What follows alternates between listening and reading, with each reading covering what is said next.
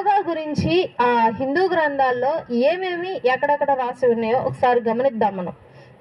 అయితే మొదటిగా ఈ ఈ యొక్క ప్రక్రియను ఎక్కడ మనం గమనించవచ్చు అని అంటే, ఆది శంకరాచార్యులు వ్రాసిన ఉపదేశ సహస్రి, లహరి, యుక్తేశ్వరగిరి, పరమహంస, యోగానంద వంటి గ్రంథాల్లో ఈ విషయాలను ఆల్రెడీ వాళ్ళు రాయటం జరిగింది.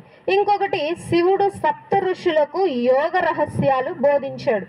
ఈ యొక్క శివుడు, దేవుడు అనేటువంటి శివుడు సప్త ఋషులకు యొక్క నిధులు, విధులు, యోగాన్ని ఏ విధంగా ఆచరించాలి, వీటన్నిటినీ ఆయన యోగులకు తెలియజేశారు అని చెప్పి వ్రాయబడ్డం కూడా జరిగింది.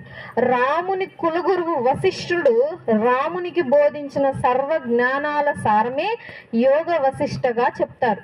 హిందూ గ్రంథాల్లో ఎందరెందరో యోగ సమాధిని పొందారు, శరీరాన్ని విడిచిపెట్టారని